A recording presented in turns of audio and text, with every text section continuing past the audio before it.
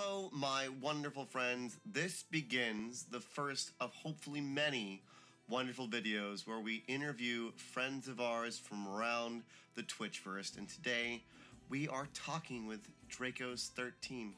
Hope you enjoy. My dude, it's good to have you with me here, man. We've been thinking about doing something like this for a while, and just wanted to think of a way of how can we get people to get to know us better while we're not streaming, because we were talking about earlier, going back and watching past streams sometimes is hard to remember to do, even when we're excited to do it, because all of us get distracted with the things. Either we're hanging out with someone or we're trying to do something else, and I thought this would be a fun short way of being hey, you want to get to know a streamer? This is what we do. You get to get to know the streamer off stream. So I just have a couple fun questions for you today, man, that I think that'd be great. First of all, I just wanted to say also, it's been awesome getting to know you as a friend on stream. How long ago did we meet? It's been months. It's definitely been months. I couldn't tell you exactly. It's probably been since I want to say around September. Dude. Because we had been we were friends when I hit affiliate in October. So. Oh, wow! It's... Heard the time flies, bro. That's yeah. We it's met been through, a while. We met through Arc's channel. Archaic. That's right. Yeah. Yeah, man. And then when you came into my chat the first time, I think how many times did I mispronounce your name? 9 or 10 times. You had to coach me. It was okay. really bad. It's gotten to the point where even in real life, all right, so. Not necessarily the mispronunciation, but it definitely on the spelling. My last name is kind of a unique spelling because it's a one letter difference from what most people think it is. Yeah. But my entire life, it's no. This particular letter is different. Yeah, exactly. And really? And I'm no, I couldn't pronounce Drakos. Yeah, dude. That's from the movie. No, I was thinking of Dragonheart, but it's. There's something I've heard before, and it's just I've always seen it with a C, and I was just yeah. How am I not getting this, man? Yeah, and all right, so the name Drakos XIII tracked as far back as 97. That's awesome. Just so you know, because I'd always been even as a kid, I was super into dragons and drakes and whatnot. But I didn't want to go with that typical DRAKO for Draco, or a Drake, and I wanted it to kind of be a bit different, but I still wanted to keep that essence of what I loved. Totally. And as I played Final Fantasy VII the very first time, I named Cloud's character Draco. Cool. And then through playing the game, I found that my favorite character is Red 13, aka Nanaki, and that's where the 13 comes from. Also, it's a smash up of the two names. That's super cool. Exactly. So you've been gaming your whole life. I'm curious though, because you told me a while back that you started streaming before and then came back to it. So when did you start streaming, and why did you come back to it recently? I'm curious. So I originally joined Twitch probably over 6 years ago. But I didn't start streaming then.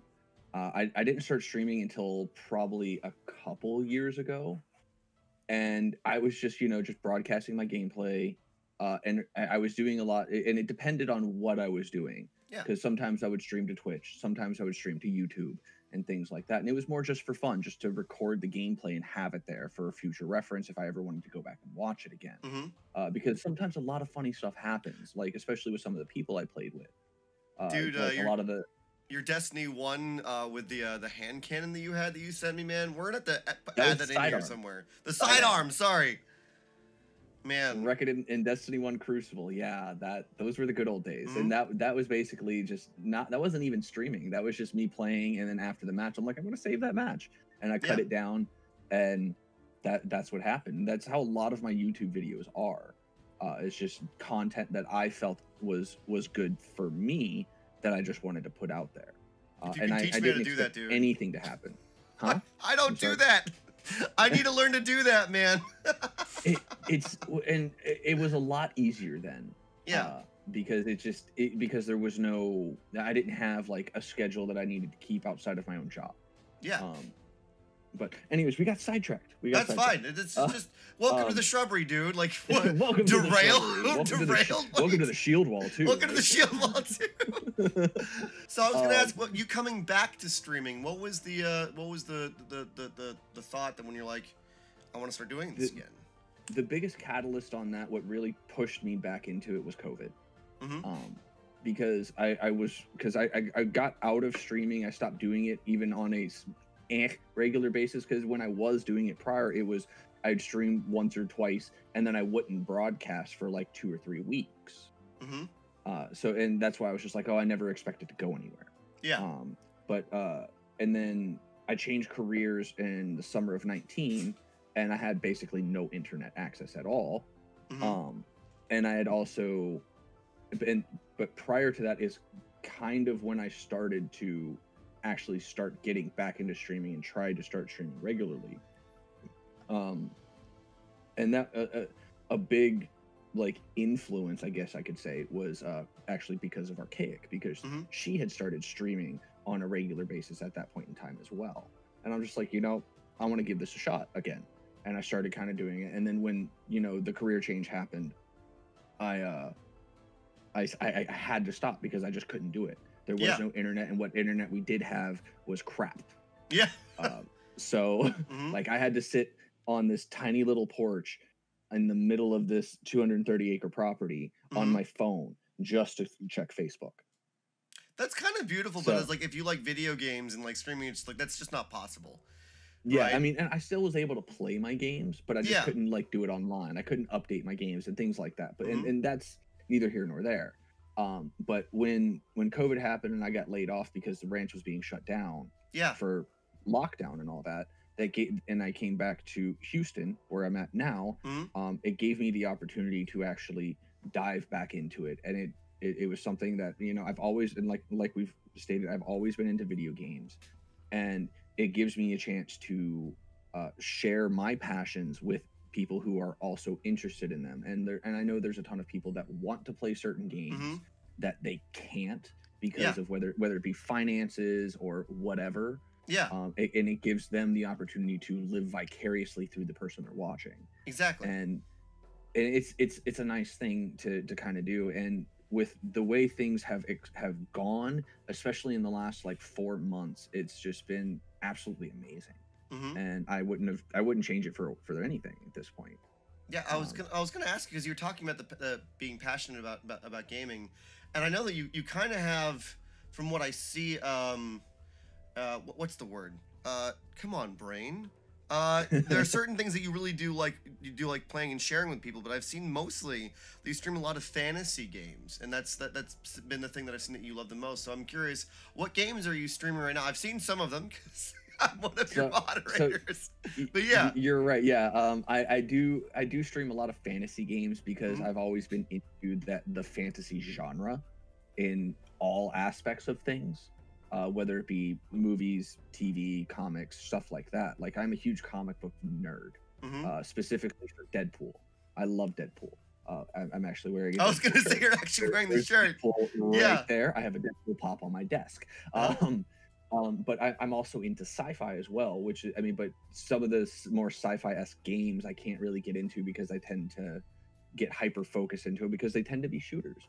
But recently I've been playing... Assassin's Creed Valhalla,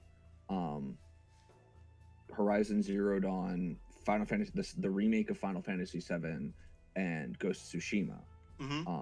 And the biggest reason behind my choices in games is because A, I love the games, and B, they have the ability for me to pause.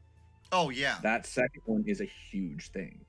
At least for me, and I know it is for you as well. Being able to stop and focus on what's going on in your stream, at least I feel to both of us, is a very important thing.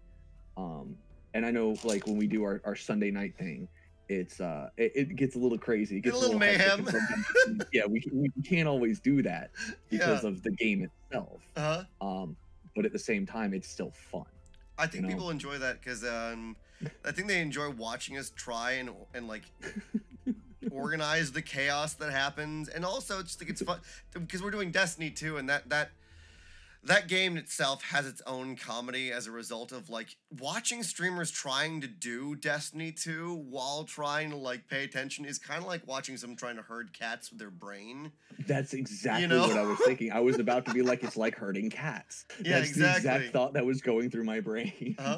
Is there a favorite game of the ones that you're streaming right now that you're doing? Because I know that you like all of them. But, like, I know that you love playing Horizon Zero Dawn, which, again, I'm so sorry. That one time I banned aiming. I'm sorry. No, I didn't know. That's totally fine. That's fine. It's so hard for me to pick a favorite game, especially out of the ones I'm playing. Mainly because 3 of them I have already beaten at least one time. The other one I'm still on my initial playthrough, so I can't really pick, and they are all amazing for their own reasons. Horizon, because of the uniqueness to the storyline and how it's all put together and how beautiful it is. 7 for the mainly for the nostalgia factor of it. And I know like some people are like, oh well, it's not the OG, it's not the OG, it's not the OG. It's not supposed to be. Exactly. But it and then like Ghost of Tsushima is just an amazingly well put together game. It's beautiful. It's got a great combat system. I mean, it can, and it can be very punishing at the same time. Because especially if you're playing on higher difficulties, because if you make one small mistake, you're this close from dead. You know what I'm saying? Or if you jump off the wrong cliff, you're dead. And it's like things like that, like the little aspects and nuances of each game make it very hard for me to actually choose. But if I had to choose one game out of my entire collection that I like more than any, it would probably, I mean, and I've only really played it on stream once, maybe twice. And in the future, it probably will be thrown into my rotation again once I finish with something else, which is Zone of the Enders, the second runner. Oh man, I remember seeing you play that. So Zone of the Enders originally was an anime, right? Or was it a game and then it had like an anime, or was it just a game? I want to say it was a game first, and then they made an anime, like a film, that actually like almost encompassed like parts of the second game, because there are 2 games in that series. There's Zone of the Enders and then Second Runner, and Second Runner is by far the best of the 2, because it's the game shows you the difference in an experienced pilot versus an inexperienced pilot between the 2 games, because you are piloting what's called an orbital frame, aka a freaking Gundam. And it makes it like, and you see just in right off the get, like especially if you played the first one, you go, oh wow, I couldn't do this in the first game, but yet this person who just got into this frame is able to do it right off the bat. Obviously, this person had more experience and can bring out the full power of this frame. And the storyline of it, and for when it came out, because it did come out on the PS2 pretty early on, if I remember correctly. And just the way it's put together, the graphics and all that were just absolutely amazing.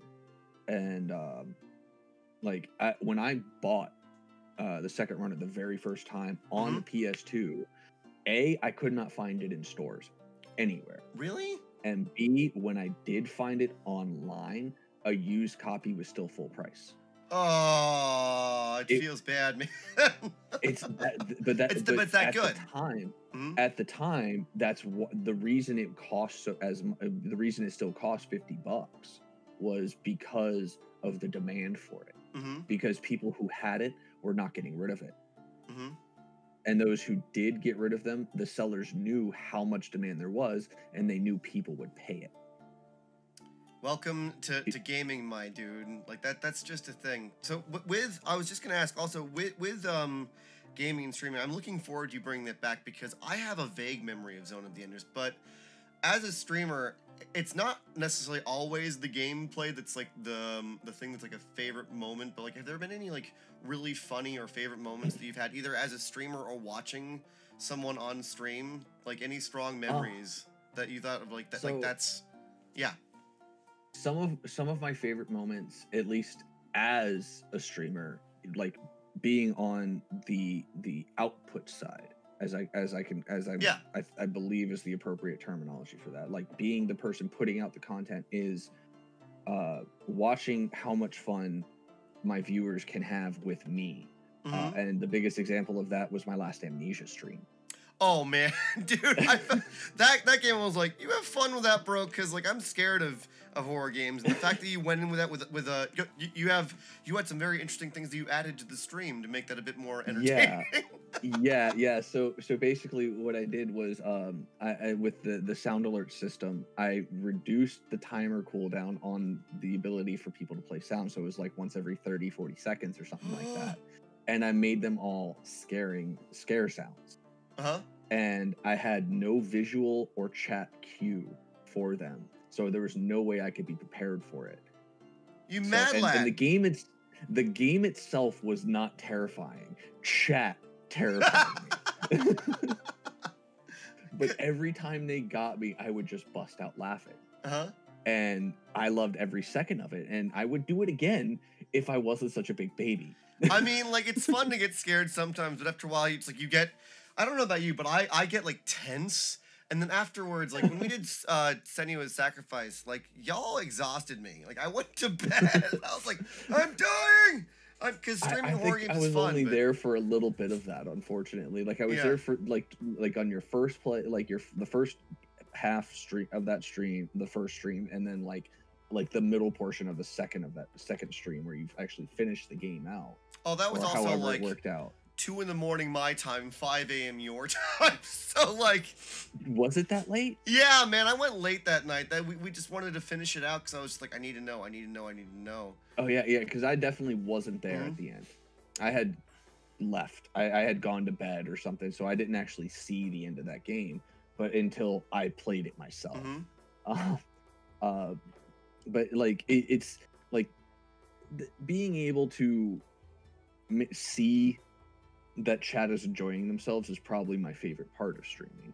Because if they're not enjoying themselves, obviously I'm doing something wrong, and I need to figure out what that is and change it. Because I don't want to be putting out content that people aren't going to enjoy. Well, it's like a big party. It doesn't matter right? if I'm enjoying it or not, you know. And yeah, you're right. It is like a party. If like and I'm the host. If people aren't having fun, I need to change something. I need to liven it up. I need to do something different that will bring more excitement to everything. And it's I feel like I found a good balance of like what's going on and all that good stuff. And it's nice because at this point it's become like it's almost like a well-oiled machine. Yeah, I mean we have our hiccups. Well, like, I mean derailments happen sometimes, and like there are things that kind of can come up. Like you're not a streamer if you don't have a tech issue. We all know that. There's always something. I was just about to say is like we had a tech issue last night. We went to go run a Stream Raiders battle, and my OBS source wasn't working right. Thanks, OBS. Well, it was because it was honestly 100% me. I didn't set it up right. That's what it came down to. I didn't set up the source right. I did I want to say it was a window capture, or maybe it was I can't remember exactly what it did, but it came up and it was basically like this frozen screen streamception, where it's just like OBS inside of OBS inside of OBS inside of OBS, and then I'm like. And my camera was frozen. I'm like, oh my God. And I also didn't have my mic source in there, so nobody could hear me. And I'm like, fuck. Back to the one I was on. I'm like, okay, we're going to do this differently. And I did it like as if I was playing a game on my PC, and I just did the little window on my screen. Thankfully, I've got it figured out now. So you've learned a lot as a streamer, like over time. There are things that like, setting stuff up, having time to do that. What are some of like the main big lessons that you've learned while streaming? Because like, you know, taking that, you and I've talked about this, taking time before a stream to like get yourself situated. Yeah. And in 100%. like it is a zone. Like it's joyful, but you do have to be right here the entire time. Yeah, absolutely. And I have learned a lot. And a lot of that is because of the help of lovely people like yourself. Because it's just like, because there's been many times where I'm just like trying to figure something out on my own, and it comes down to I have no idea what the hell I'm doing. Well, welcome to streaming, dude. Maybe I should ask somebody. And it's like, it's like, I don't know what I'm doing. Google is of no freaking help. Yeah, because you get like 30 different things where it's like, well, you use that one the word in that. This is what you want, right? It's like, no. Right. No. This has nothing to do with what I'm talking about. And but like the biggest thing that I've learned is, even though there may be issues, there is either always somebody who knows and has gone through that exact same thing, and can help, and try not to let it bring you down. Yeah. That second one is the biggest thing, because when I went to go set up OBS the very first time, I got so stressed because I wasn't able to just get it. Yeah. I was so stressed. I didn't know what I was doing. I was afraid I was doing everything wrong. I didn't know how to make certain things work. And I ended up having to cancel my stream that particular day. I think I remember that. Yeah. Yeah, because I ended up on an hour and a half to 2 hour long Discord call with Archaic, and she literally walked me through how to set things up and how to do this and how to do that, how to set up my stream deck, how to set up my scenes, and how to set up my sources. Because originally I literally had all my everything for all my scenes in my source list. Oh man. And I was basically gonna go through and just hide, because I didn't know. Yeah. I didn't know. And there's not like a how-to anywhere, right? Like, just like no, just scenes. Put them over there, my dude. and when I figured that out, it became so much easier. And my stress level went from up here to way down here, just by having that amount of, you can do this, you've got friends that will help, and you're not alone in this. And it's been like you said, it's been an absolutely massive learning experience, but it's been great all at the same time. That's like the big takeaway, is that realizing that streaming is, because I think a lot of people talk about it being like, I've seen a lot of people talk about it being like competitive, and it's just like, no, it's like all of us can come together and help each other. It's just like, you want to make something bright and beautiful in the world, like, let's all work together. Like, I've heard, what's funny, someone today reached out to me and said like that they've experienced like gatekeeping in streaming, and I was like, why? Gatekeeping? Well, basically where it's like you ask for help and no one wants to help you. It's like, like, oh, you figured, it's like, Find different people. There was no like specific examples, and I wouldn't go into that because that's gossip, and I don't do that. Yeah, we don't gossip. We don't gossip. It's not a thing. But that's like the main takeaway, is that like your fellow streamers are like your friends and like your coworkers. You are part of a platform and part of a space that you can work together. The biggest thing also is like talking with each other when we do have problems. Like we talked about this the other day, where like you helped me sort out some of my own boundaries, and I was asking you earlier, like, how do you bounce back from trolls in chat? Like, that's like, as much as like being like talking about positively moving forward in Twitch, there is adversity, right? There definitely is. And personally, I've always I've always had to deal with trolls throughout my life. I mean, it may not seem like it. I mean, I've always been kind of awkward and weird during the course of my life. Me too. And I've always had to deal with like trolls or some form of bully or something like that. And as time has progressed, I have found that it's been easier for me to just kind of like, I handle it in a way that is both. All right, let me say, it's like, I always give people a chance. Yeah. Like, I always give somebody a chance. And if they're not willing to take that chance, then I'm sorry, you don't belong here. And that's kind of my thought process on that. It's like it's almost like I forget what it was. I think it was Family Guy with Spider-Man or something. It's like everybody gets one. Yeah. Everybody gets one. And I believe everybody deserves a second chance. But there is a point where you got to stop giving second chances. And if somebody's not willing to even work with that second chance, I'm sorry, you're gone. And at that point, it becomes something that just I try to push to the back of my mind or just forget altogether. I You mean, gotta move I on. won't forget certain instances, but I mean, I try not to let it bother me, because the people that are worth their, I don't want to say it. No, like no, this. I get what you're saying. The people that you want to be in your community, because as your community builds, like having good boundaries is important. And it's not that these people are quote unquote bad. It's just that they're not essentially respecting the boundaries that you've set up. They're one, healthy for you and healthy for everyone in your community, right? It doesn't make them bad. It just means that I'm sorry, bud. Like, we've given you this opportunity. We've given you a place to also, like, you can grow yourself as a person. This is what we've set up. You know, please respect it. And if you don't respect it, then that's just a basic life lesson. Like, if you don't respect someone's boundaries, they're not gonna want to hang out with you. It's just a reality, Yeah, exactly. right? You know, and that's something I've actually experienced in real life too, both on both sides of that. Because I wasn't always. I mean, obviously, we're not the same person through our entire life. Oh no. Yeah. Even, you know, I think it would be like at this point, 15 to 17 years ago, you know, I was a completely different person. And I always tell the people that I meet now, like, I'm way different than I was back in the day. If you had met me back then, we probably wouldn't be friends right now. Because I was the exact opposite. I was, you know, I mean, and I think this kind of goes with a lot of, well, people from where I grew up. Guys in that area tend to be assholes. Gonna put it out there. We were assholes, and I was one of those people. I was not the nicest person. I really didn't care about other people's opinions, and if I pissed somebody off, I pissed somebody off. Big deal. I would feel like, suck it up, buttercup, move on. That was how I handled things. And as I grew up, I realized that wasn't the right way to handle it.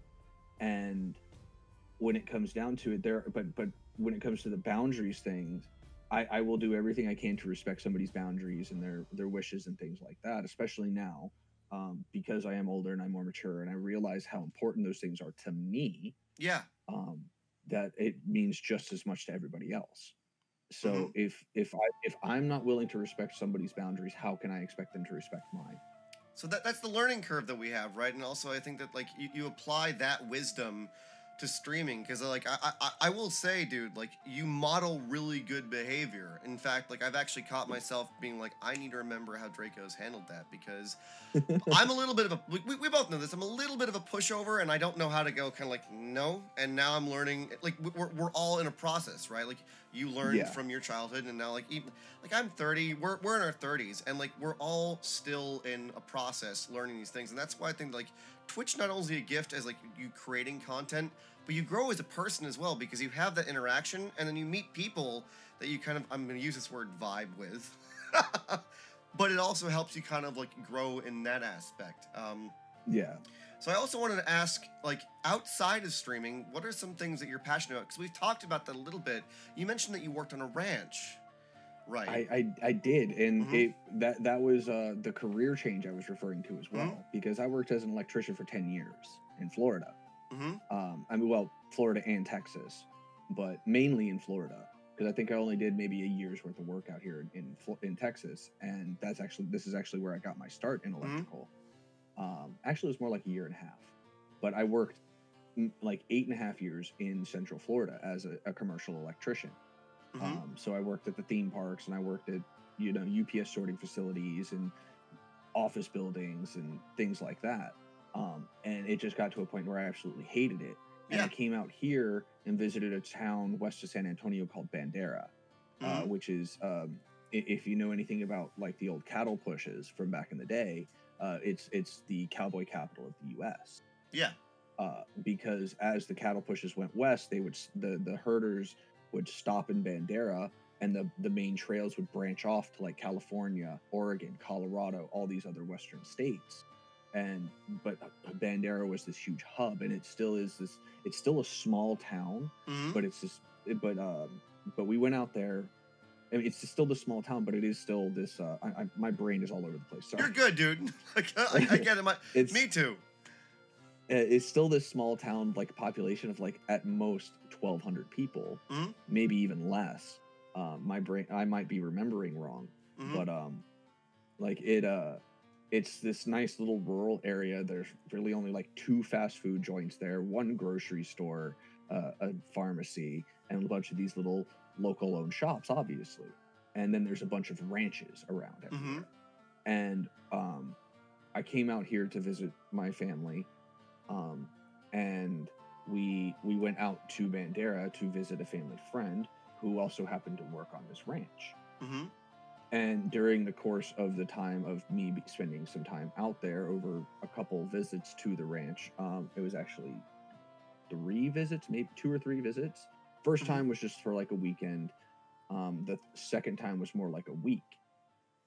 And during that second visit, because of what I was like putting in to helping, because the person we were going to visit was running a trail ride business. Yeah. Off the ranch, like they were renting the barn and running the business themselves. So it wasn't technically part of the ranch. It was its own separate entity operating off of the ranch. And I was offering my own personal help for no exchange other than just being able to be there and do the work with these horses. And during the course of that time, I actually, like, because ownership of the ranch was changing hands. Yeah. And they needed more help.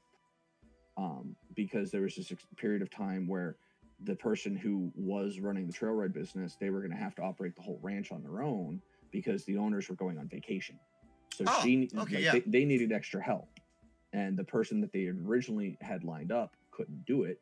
And I offered my help. And so then during the course of August, I spent basically the entire month of August and a little bit of September. So I want to say it was about 5 weeks just working on this ranch. And then when the property changed hands, I was offered a job as the head wrangler for the trail ride business and for the property maintenance manager. And that's when, and that's when I was just like, okay, this is what I'm going to do, because I'm going to be able to save a lot of money because I don't have to pay for housing. All I have for bills are my phone, my insurance, and gas and food. That's it. And so I was able to save. I was going to be able to save up a lot of money and, go from there. Because at first I was like, this is just going to be a stepping stone. It's something I enjoy doing, because I've always felt more comfortable in more rural, countryside settings than like a big city. Big cities stress me out. Me too, but it kind of, and during the course of my 6 months or so working on the ranch before COVID, I really realized that working with horses was what I wanted to do. So, and as you meant, it's like I'm going to be going back to school. Yeah. Hopefully in August in Colorado to start an equine sciences associate's degree, and then hopefully on to Colorado State for the bachelor's, and then start progressing towards working as a trainer full time, because I just love horses and they're so much fun to be around. They're so different and unique and amazing when you think about like other pets. Yes, it is a 1,200 pound animal, but they can also be just as gentle as a 5-pound cat. Especially if they're treated appropriately, because they're extremely empathic. If you're nervous, they're nervous. If you're scared, they're scared. If you're calm, they're calm. And there's a learning curve that comes with it too, because yes, there is an inherent danger, because like I said, they're big animals. They're very big animals, and if they step on you, it hurts. Yeah, man, it hurts. And sometimes they can be a little nippy too. I mean, they're a being. They have moods, right? Like, exactly. And like, forgive me for saying this. Very expressive. Well, I was gonna say that the funny thing, like, noticing that like you love horses, and in my mind, I mean, it's like if Drakos had a spirit animal, I think of you as like big, powerful but gentle being. So that's very much like a horse. Right. Okay. Yeah. I mean, like, you don't have to identify that, but I was like, that's kind of a cool thing. That's like one of the more hippie things, I would say. Yeah. Sorry. Oh, goodness. No, you're good. You're good. So you're going back to school in Colorado. But you said that you're not going to stop streaming because you love it so much. I'm also just curious, what do you look for in streamers when you meet new people that you want to hang out with? The biggest thing is their attitude with their community, the way they interact with their chat. If I jump into, I mean, obviously I don't always instantly like pop into somebody's chat and just start talking. Yeah. I'm very much of the mind where I like to sit and watch, see how they act, see how they behave while they stream, see how they interact with chat before I even drop a follow most of the time. I mean, obviously if somebody that I trust and know really well is saying this is a really good person, they're really nice, blah, blah, blah, blah, blah, I'll do a blind follow. Sure. But that's a bit different. If I'm exploring on my own, trying to find new people that I've never heard anything about, I'm going to take my time. I'm going to spend at least 15 to 30 minutes just watching. Yeah. Seeing what happens. Seeing if I even want to be a part of what's going on. And like the biggest thing is how welcoming they are of new people, how receptive they are of their returning members or viewers. Whether or not they seem like they're only in it for the money, you know, because I'm not doing this for the money, not one bit. I mean, everything that does come in, I try to put right back into the stream because it's something that needs, for me, it's something that I want to do. Yeah. I don't want to just take this, stick it in my pockets and get stuff for myself. I want to be able to try and give back. And seeing something like that is kind of another thing as well. I mean, I understand some people use it as like supplemental income because maybe things are tight because of everything that's going on, especially right now. But at the same time, if they're at least trying to give back as well. A two-way street.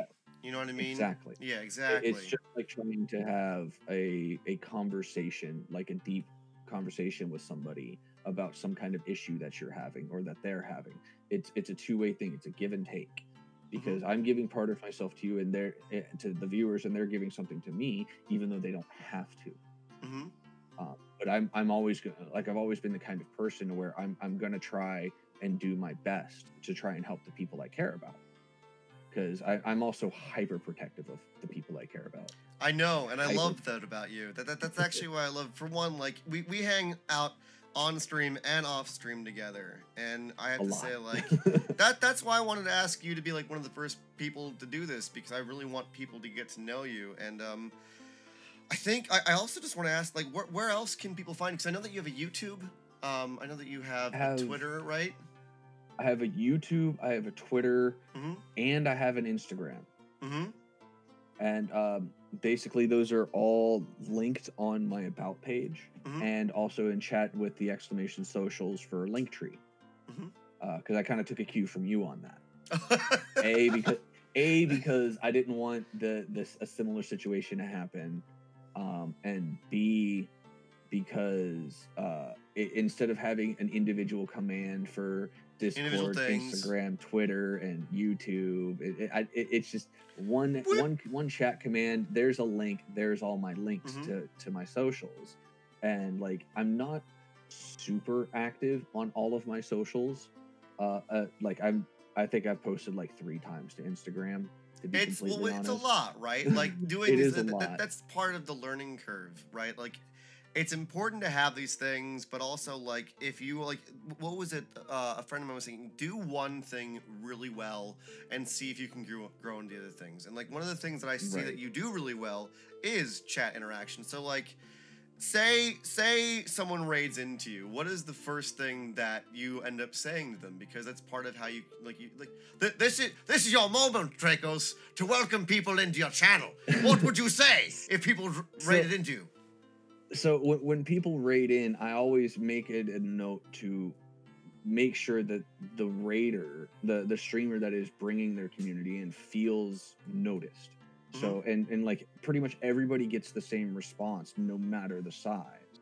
Because, like, and I'm definitely going to put this out here before I finish what I was just saying. It's a Twitter post that I saw really early on in my actual streaming career, like during this particular stint. It was done by the Fortnite streamer or whatever he does now, Ninja. Yeah. Have the same energy whether you have 1 viewer or 1,000 viewers. Exactly. And I try and do that. Like anytime somebody raids in, it's so-and-so's raiding with a party of whatever. Welcome in, da, da, da, da, da. And I go through this whole spiel of, hi, I'm Drakos XIII, yada, yada, yada. Welcome in. This is what I do. This is the kind of content you can expect. These are the days I try to stream, or the days that I stream. And then I say, and then I then speak to the raider of like, let's say Majin, you know, say Majin raids in. The only reason I say that is because he actually happened yesterday. Yeah. Yeah, it happened yesterday. It's just Majin. His first name right there. It was just the one right on the top of my head. But like it's like I then go, how was your stream? How are you doing? What were you playing? And things like that. And obviously, thank you for bringing your community here. It's lovely to see you. I hope you're having a wonderful day. Because I don't want anybody to feel like they're not welcome. Exactly. We call it the shield wall. You protect each other, right? Yeah, so, exactly. But there's always room for new shields. Exactly. So speaking of room for new shields, what days do you stream, my dude, so that people can catch you live? I stream Tuesday and Thursday at 6 p.m. Central, and Friday and Sunday at 5 p.m. Central. On Tuesday and Thursdays I'll stream for 4 hours, so that'll run from 6 to 10 p.m. And Friday and Sunday I do 6 hours, so 5 to 11 p.m. And at the moment we have a fixed rotation of games. So Tuesdays you'll catch Assassin's Creed Valhalla. Thursdays will be Horizon Zero Dawn. Fridays are Fantasy Fridays, so we can assume Final Fantasy VII Remake. And Sundays are now with the new time shift, because it was earlier on up until this past Sunday. Now it's Ghost of Tsushima on Sundays with Destiny Dinguses as a closer. That's wonderful, man. So like, if you're watching this, my dudes, and you're checking out this video, that's when you can catch Drakos. Mate, I just wanted to thank you again so much for doing this with me, especially being the guinea pig for... Well, we were both talking about, like, this is nerve-wracking. Like, we're friends, everybody. So it's like, it's fun to talk, but also, like, we wanted to create an opportunity where we could all share ourselves a little bit more intimately when we're not online. So again, Drakos, thank you so much for being here with me today. And absolutely. It's been a pleasure. I look forward to hanging out with you on Twitch again, which will be, what day is it? It's Wednesday, my dude. It's Wednesday. I'll be in your chat. I'll be there for moderating. Okay. Well, love you, man. Thank you so much, my dude. I love you too, bud. Appreciate you, man. Yeah. Have a good one.